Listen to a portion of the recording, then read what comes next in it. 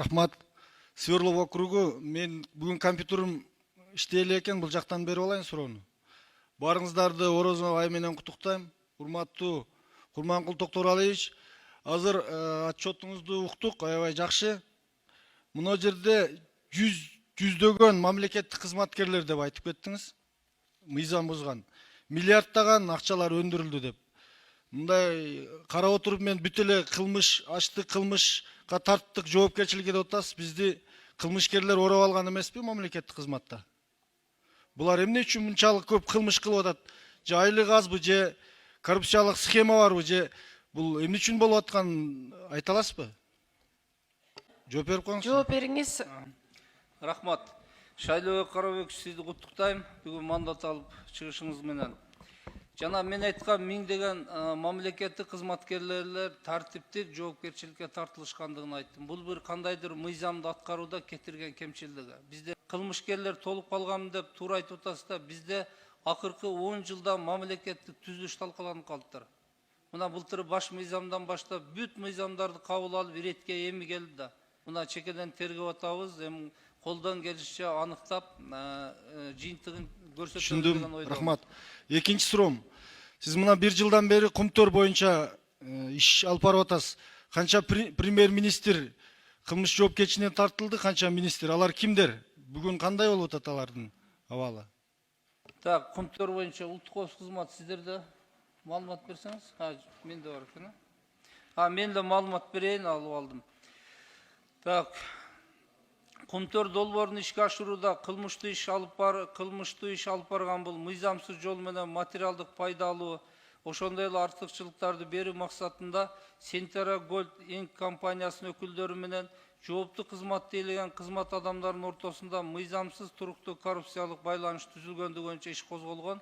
Ал боюнча тергөөнүн алкагында жогорку кызматтарды ээлеген, алардын ичинде Акаев, Бакиев, 6 премьер-министр, 3 депутат, ошондой эле бардыгы 27 адамга карата кылмыш иши козголгон. Бүгүнкү күндө 8 адамга карата бул Пирматов, Узакбаев, Батырбеков, Оторбаев, Сарпашев, Жумабеков, Атаджанов, Жунушалиев, Айдаралиевдер соттук кароого иштери жиберилип, айыптуу өкүмдөрү чыкты. Ал эми өлкө аймагынан сырткары жүргөн 7 адамга карата бул Бакиев, Максим Бакиев, Елисеев, Төрө Мырзаев, Белковская, Курманалиев, Жиембековторго карата бул соттук кароого жиберилген иш баягы өздөрү сыртынан кароо боюнча. Ал эми калган адамдар боюнча тергөө аракеттери уланууда. Рахмат. Акаев да келип кетип жүрдү эле, бул боюнча кеңир бир кат жүзүндө берип койсоңуз. Анан үчүнчү суроом, мына бизге келген кредиттердин дээрлик 50% бул түндүк түштүк альтернативдик жолго келет. Бул боюнча иш кандай кетип атат прокуратурада? Түндүк түштүк альтернативдик жолунда кайсы министрлерди жазага тарта алдыңар? Канча жоопкерчиликке? Шайлообек Карабекович, түндүк түштүк альтернативдик жол боюнча биз бүгүн текшерүү иштерин прокуратура уюштура элекпиз. Ага кол жете элек. Сиз айткандай коррупциялык да 4-5 иш бар. Бүгүн жумуштар башталды элек ал боюнча. Чоң рахмат. Акыркы бир сунуш, мына жерде кээ-бирки өзүнчө өлүмүш болуп аткан депутаттар бар. Араң акча таптым шайлоого депчи. Буларга мына прозападный күчтөрдөн келип аткан акчаларды көзөмөлдөп койсоңуздар, улуттук коопсуздук кызматы жана башка укук органдары.